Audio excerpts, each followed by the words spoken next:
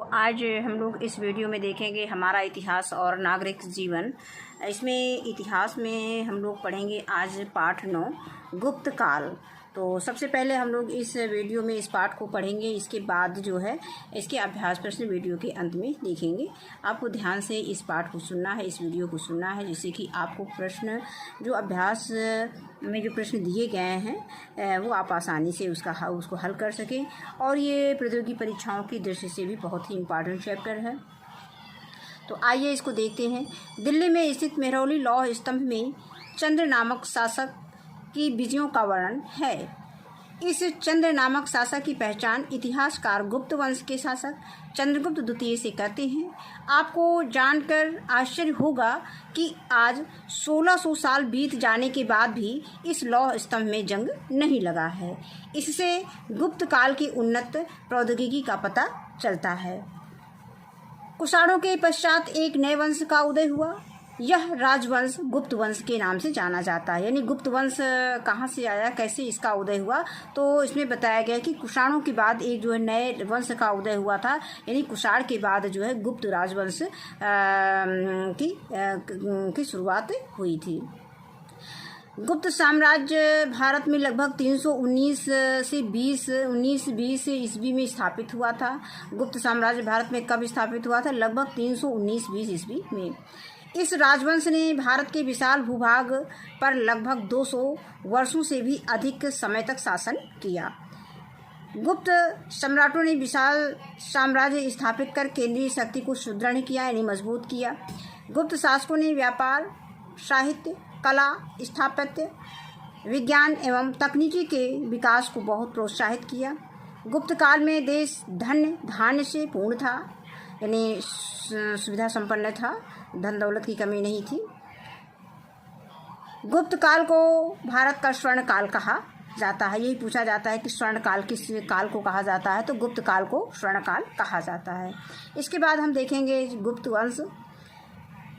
गुप्त वंशावली में प्रथम शासक के रूप में श्रीगुप्त तथा द्वितीय शासक के रूप में घटोत्कच का नाम मिलता है। अब यहाँ पे यही प्रश्न परीक्षा में पूछा जाता है कि गुप्त वंश का जो है प्रथम शासक कौन था, तो श्रीगुप्त था, और द्वितीय शासक कौन था? घटोत्कच था। ये दोनों ही प्रभावहीन शासक थे। इस वंश के शक्तिशाली शासक चंद्रगुप्त प्रथम थे। इन्होंने महाराजा धीराज की उपाधि धारण की। यानी चंद्रगुप्त प्रथम ने कौन सी उपाधि धारण की? महाराजा धीराज की। चंद्रगुप्त प्रथम ने ही गुप्त संवत चलाया था। गुप्त संवत किसने चलाया था? चंद्रगुप्त प्रथम ने चलाया था। इसकी रानी का नाम कुमार देवी था, जो लिच्छवी गणराज्य की राजकुमारी थी। इस वैवाहिक संबंध में गुप्त सत्ता के विस्तार में महत्वपूर्ण भूमिका निभाई थी। इसके बाद आता है समुद्रगुप्त। चंद्रगुप्त प्रथम के बाद उसका पुत्र समुद्रगुप्त शासक बना। समुद्रगुप्त महान विजेता था, उसे कभी भी पराजय का सामना नहीं करना पड़ा। पश्चिमी इतिहासकारों ने समुद्रगुप्त की तुलना नेपोलियन से की है। समुद्रगुप्त ने आर्यावर्त के 9 शासकों को पराजित कर उनके राज्यों को अपने साम्राज्य में मिला लिया, जबकि दक्षिणापथ के 12 राज्यों को जीतने के बाद उनसे उपहार यानी कर प्राप्त कर मुक्त कर दिया। विजय प्राप्त करने के बाद समुद्रगुप्त ने अश्वमेध यज्ञ किया तथा अश्वमेध घोड़ा अंकित मुद्रा को चलाया। समुद्रगुप्त की विजयों का वर्णन प्रयाग प्रशस्त में मिलता है। यही प्रश्न इंपॉर्टेंट है कि समुद्रगुप्त की विजयों का वर्णन किसमें मिलता है? प्रयाग प्रशस्त में मिलता है। प्रयाग प्रशस्त की रचना किसने की थी? समुद्रगुप्त के दरबारी जो है कवि हर्षवर्धन ने की थी, जो इलाहाबाद वर्तमान प्रयागराज स्थित अशोक स्तंभ पर उत्कीर्ण है। अब ये मानचित्र में गुप्त साम्राज्य यानी इसका उत्कर्ष काल दिखाया गया है। इसके बाद ये प्रयाग प्रशस्त में जो उत्कीर्ण है ये प्रयाग प्रशस्त का दिखाया गया है। इसमें बताया गया है कि इस प्रशस्ति पर लिखे अक्षरों पर ध्यान दीजिए। इसमें से क्या किसी अक्षर को आप पहचानते हैं? इन अक्षरों को आपने इसके पहले कहाँ देखा है? अब आगे हम पढ़ेंगे चंद्रगुप्त द्वितीय के बारे में। समुद्रगुप्त के बाद उसका पुत्र चंद्रगुप्त द्वितीय राजगद्दी पर बैठा। चंद्रगुप्त द्वितीय ने 400 वर्षों से मालवा व गुजरात में शासन कर रहे शकों को हराया। शक विजय के उपलब्ध में उन्होंने चांदी के सिक्के चलाए। शक विजय के उपलक्ष्य में इन्होंने चांदी के सिक्के चलाए। तथा विक्रमादित्य की उपाधि धारण की। यानी चंद्रगुप्त विक्रमादित्य की उपाधि किसने धारण की? चंद्रगुप्त द्वितीय ने विक्रमादित्य की उपाधि धारण की थी। इसके बाद आते हैं कुमारगुप्त और स्कंदगुप्त के विषय में। तो चंद्रगुप्त विक्रमादित्य के बाद क्रमशः कुमारगुप्त व स्कंदगुप्त गद्दी पर बैठे। स्कंदगुप्त के शासन काल में गुप्त साम्राज्य पर हुणों ने आक्रमण कर दिया। हुण मध्य एशिया की क्रूर एवं बर्बर जाति के लोग थे। स्कंदगुप्त ने सफलतापूर्वक हुणों को पराजित किया। स्कंदगुप्त के समय सुदर्शन झील का जीर्णोद्धार कराया गया। स्कंदगुप्त के बाद गुप्त वंश के उत्तराधिकारी शासक हुणों का प्रहार नहीं रोक सके। बुद्धगुप्त के समय से ही गुप्त साम्राज्य विकसित होता चला गया। यानी बुद्धगुप्त के समय से ही जो है गुप्त साम्राज्य का विकटन शुरू हो गया था। 6वीं शताब्दी के आरंभ में गुप्त वंश का अंत हो गया था। गुप्त वंश का अंत कब हुआ था? गुप्त वंश का अंत जो है 6वीं शताब्दी के आरंभ में हो गया था।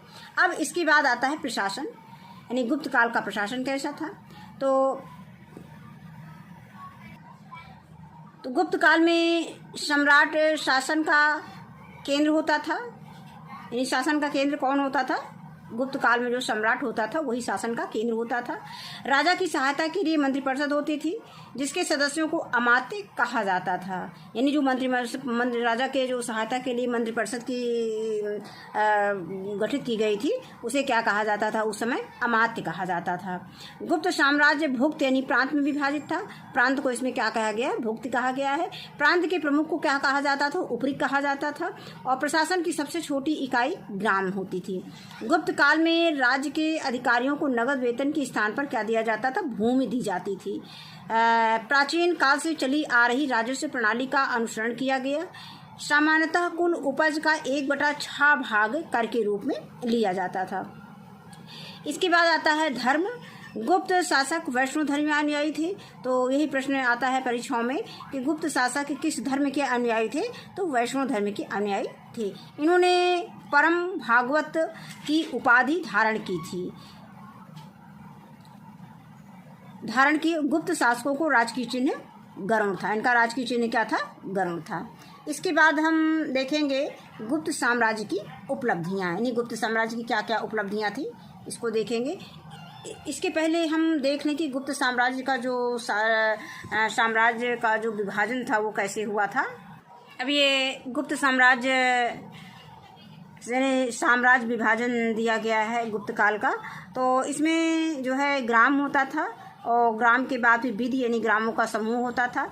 इसके बाद विषय जो जिला होता था और भुक्त जो है प्रांत होता था। इसके बाद साम्राज्य होता था। अब हम देखेंगे गुप्त साम्राज्य की क्या उपलब्धियां थी। तो नंबर 1 संगीत के क्षेत्र में देखते हैं तो गुप्त सम्राट संगीत प्रेमी थे। कुछ सिक्कों पर वीणा बजाते हुए सम्राट समुद्रगुप्त का चित्र अंकित है।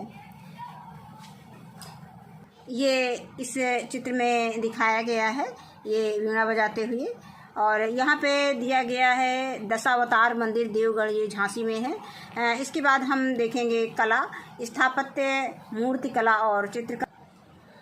तो कला में देखेंगे कि स्थापत्य, मूर्तिकला और चित्रकला इस युग की महान देन है। भूमरा नामक स्थान पर शिव मंदिर का चबूतरा और शिवलिंगी शेष रह गए हैं। गुप्तकालीन मंदिर का सर्वोत्तम उदाहरण देवगढ़ का जो है दशावतार मंदिर है। अभी हम लोगों ने देखा है इसको चित्र में। मूर्तियाँ हिंदू, वैष्णव, शैव, बौद्ध, जैन आदि सभी धर्मों से संबंधित हैं। मूर्तियों का निर्माण सफ़ेद बलुआ पत्थरों से हुआ है। गुप्त काल में विशेष प्रकार के पत्थर के स्तंभ भी बनाए जाते थे। अब उसी के आगे कि औरंगाबाद या महाराष्ट्र में था कि पास अजंता की प्रसिद्ध गुफा थी। यानी और अजंता की प्रसिद्ध गुफा कहाँ थी? औरंगाबाद, महाराष्ट्र। गुफा की दीवारों पर बुद्ध के जीवन से संबंधित घटनाओं का चित्रांकन, जिन्हें भित्ति चित्र कहते हैं, किया गया था। इन चित्रों के रंग आज भी वैसे ही हैं जैसे प्रारंभ में थे। अब ये चित्र में भित्ति चित्र दिखाया गया है, ये भित्ति चित्र देख लेते हैं। इसके बाद हम आते हैं साहित्य में। साहित्य नंबर 3, गुप्त काल में साहित्य के क्षेत्र में अत्यधिक प्रगति हुई। चंद्रगुप्त द्वितीय विक्रमादित्य के दरबार में 9 रत्न थे। इन 9 रत्नों में कालिदास भी एक थे। कालिदास की प्रमुख रचनाएं अभिज्ञान शाकुंतलम, रघुवंशम, कुमार संभवम है। कालिदास की कौन सी प्रमुख रचनाएं दी गई हैं? एक तो अभिज्ञान शाकुंतलम दिया गया है, रघुवंशम है और कुमार संभवम है। इसी काल में शूद्रक ने मृच्छकटिकम तथा विशाखदत्त ने मुद्रा राक्षस नामक प्रसिद्ध नाटक लिखे थे। अगर पूछा जाता था मृच्छकटिकम किसका नाटक, किसने लिखा था, तो ये जो है शूद्रक ने लिखा था, ये नाटक है मृच्छकटिकम। इसके बाद आता है मुद्रा राक्षस, किसने लिखा था, तो विशाखदत्त ने लिखा था। इस काल में पुराणों की रचना प्रारंभ हुई तथा विष्णु शर्मा द्वारा पंचतंत्र की रचना की गई, जिसमें लिखी गई कहानियाँ बच्चों को सूझबूझ की जानकारी देती है। रामायण तथा महाभारत को इसी समय अंतिम रूप दिया गया। इसके बाद हम देखेंगे विज्ञान के विषय में। विज्ञान के क्षेत्र में देखते हैं कि इस काल में विज्ञान के क्षेत्र में विशेष प्रगति हुई। इस काल के प्रसिद्ध वैज्ञानिक आर्यभट्ट ने बताया कि पृथ्वी गोल है, वह सूर्य का चक्कर लगाती है। इनके सम्मान में ही भारत में प्रथम कृत्रिम उपग्रह का नाम आर्यभट्ट रखा गया। मेहरौलिक और लौह स्तंभ वैज्ञानिक प्रगति का एक बेजोड़ नमूना है। इसके बाद बारहमिहिर, ये आर्यभट्ट का चित्र दिखाया गया है, ये आर्यभट्ट हैं, इसमें दिया गया है। इसके बाद हम देखते हैं बारहमिहिर चंद्रगुप्त विक्रमादित्य द्वितीय के दरबार के 9 रत्नों में से एक थे। वराहमिहिर जो है प्रथम व्यक्ति थे जिन्होंने कहा कि कोई शक्ति ऐसी है जो चीज़ों को जमीन के साथ चिपकाए रखती है। आज इसी शक्ति को गुरुत्वाकर्षण कहते हैं। वराहमिहिर ने उसी समय खोज किया था कि कोई भी मतलब एक ऐसी शक्ति है जो चीज़ों को जमीन के साथ चिपकाए रखती है। तो उसका धीरे धीरे जब खोज हुआ तो पता चला कि वही शक्ति जो है गुरुत्वाकर्षण शक्ति है। इसके बाद है फाहियान के अनुसार गुप्त काल की सामाजिक स्थिति। अब फाहियान ने गुप्त काल की सामाजिक स्थिति के बारे में जिक्र किया है, तो उसको देखते हैं कि उन्होंने क्या बताया है गुप्त काल की स्थिति को। विदेशी यात्री फाहियान चंद्रगुप्त विक्रमादित्य के समय आया था। ये प्रश्न पूछा जाता है कि फाहियान जो है किसके समय में आया था, तो ये विदेशी यात्री था। फाहियान कौन था? फाहियान एक विदेशी यात्री था और ये किसके समय में आया था, तो चंद्रगुप्त विक्रमादित्य के समय आया था। उसने लिखा है कि चंद्रगुप्त विक्रमादित्य का शासन बहुत अच्छा था। उनके समय में प्रजा सुखी और धनी थी। लोग स्वतंत्रतापूर्वक व्यवसाय करते थे। धर्मशालाओं में भोजन करने की समुचित व्यवस्था थी। राज्य में चोरी का नाम नहीं सुना जाता था। देश में शांति थी। राजा और प्रजा एक दूसरे के प्रति आदर और सम्मान का भाव रखते थे। फाहियान ने पाटलिपुत्र में एक विशाल चिकित्सालय फाहियान ने पाटलिपुत्र में क्या देखा? एक विशाल चिकित्सालय देखा।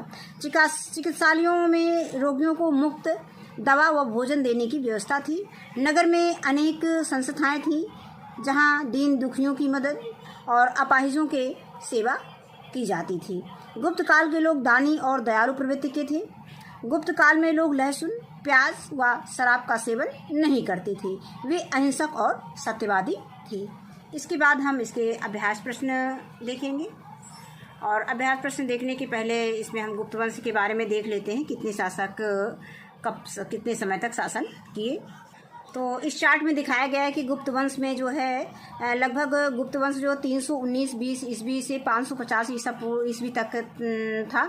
तो चंद्रगुप्त प्रथम जो है ये प्रथम शासक थे। 319 ईस्वी से 335 ईस्वी तक इनका कार्यकाल रहा।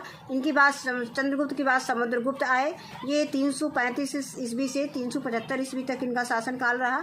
उनके बाद जो है चंद्रगुप्त द्वितीय विक्रमादित्य आए। इनका शासनकाल जो है 375 ईस्वी से 414 ईस्वी तक रहा। इसके बाद जो है कुमारगुप्त प्रथम आए। इनका काल जो है 414 ईस्वी से 455 ईस्वी तक रहा। इसके बाद समुद्रगुप्त हैं। समुद्रगुप्त का शासनकाल 455 ईस्वी से 465 ईस्वी तक रहा। और अंतिम जो है गुप्त वंश का जो अंतिम शासक था वो बुद्धगुप्त यानी अंतिम शासक था। अब हम इसके अभ्यास प्रश्न देखेंगे। अभ्यास प्रश्न हमने कॉपी पे नोट कर रखे हैं, तो कर रखे हैं, आइए देखते हैं। तो इस अभ्यास में पहला प्रश्न दिया गया है कि गुप्त वंश के शासकों ने लगभग कितनी वर्षों तक शासन किया। तो इसका उत्तर लिखें कि गुप्त वंश के शासकों ने लगभग 200 वर्षों तक शासन किया। इसके बाद प्रश्न संख्या 2 है कि समुद्रगुप्त के विजय अभियान को किसने लिखा। तो इसमें उत्तर में लिखेंगे समुद्रगुप्त के विजय अभियान को उनके दरबारी कवि हर्षेय ने इलाहाबाद के अशोक स्तंभ पर खुदवाया, जिसे प्रयाग प्रशस्ति के नाम से जाना जाता है। यानी जो दरबारी कवि थे हर्षेय, उन्होंने लिखा था। अब इसके बाद है प्रश्न संख्या 3 कि गुप्त काल में कला एवं विज्ञान की उन्नति का उल्लेख करिए। तो इसे हम देख लेते हैं टेक्स्ट बुक में पेज संख्या 71 और 72 पर। तो इसका उत्तर हम यहाँ से लिखेंगे। सबसे पहले हम लिख लेंगे कि प्रश्न से ही कि गुप्त काल में कला एवं विज्ञान की उन्नति का उल्लेख निम्नलिखित है। फिर हेडिंग डालेंगे नंबर 1 कला। यहाँ पे क्या करेंगे, हम नंबर 1 हेडिंग डाल लेंगे, कला लिखेंगे। फिर यहाँ से लिखेंगे कि स्थापत्य, मूर्ति कला और चित्रकला इस युग की महान देन है। फिर गुप्तकालीन मंदिर का सर्वोत्तम उदाहरण देवगढ़ का दशावतार मंदिर है। मूर्तियाँ हिंदू, वैष्णव, शैव, बौद्ध, जैन आदि सभी धर्मों से संबंधित है।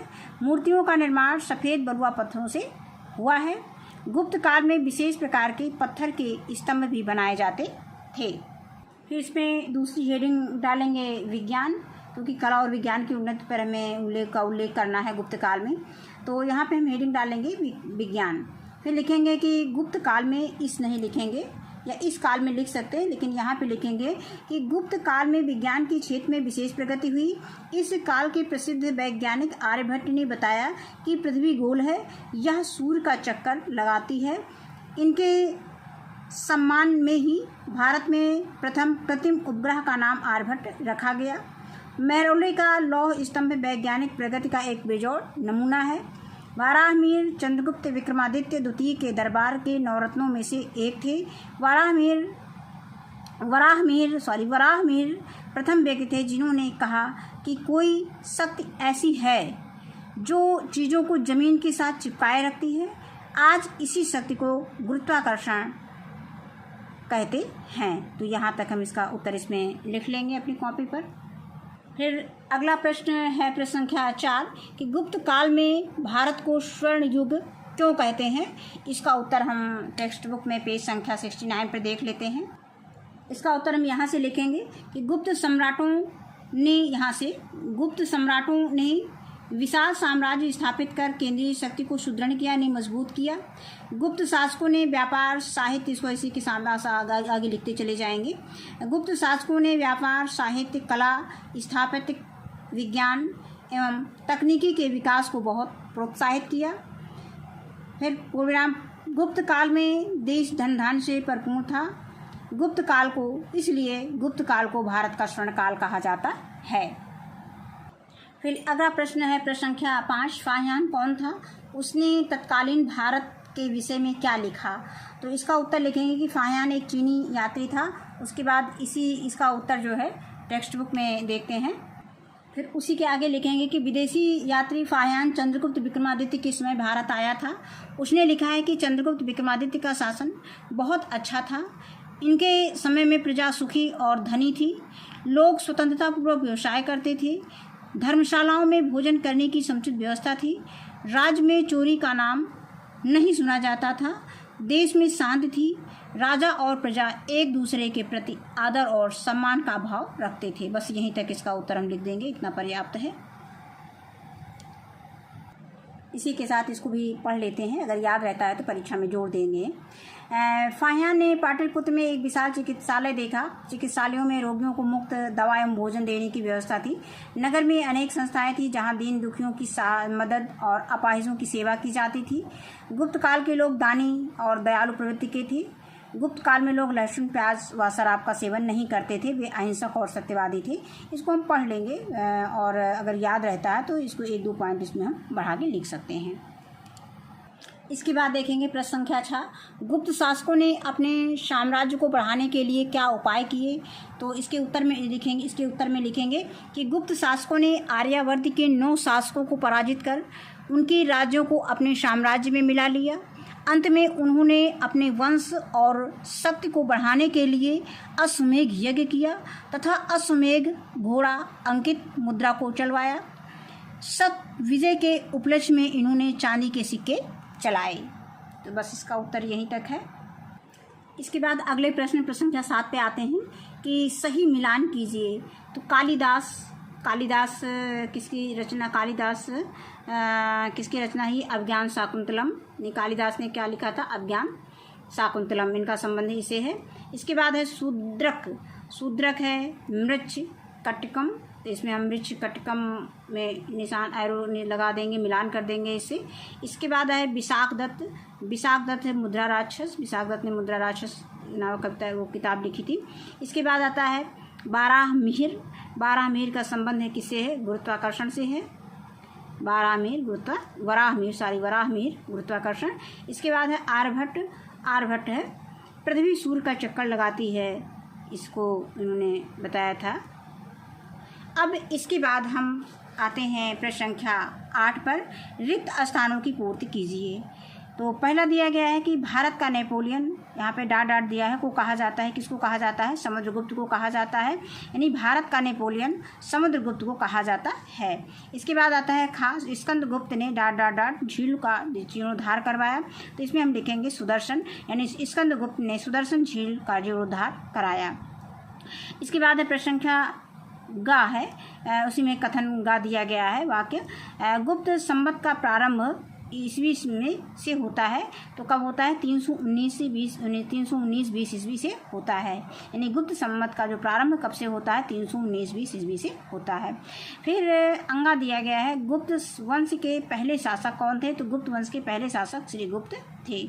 तो ये पाठ हमारा यहीं पे समाप्त होता है। इस वीडियो में बस इतना ही। वीडियो देखने के लिए बहुत बहुत धन्यवाद।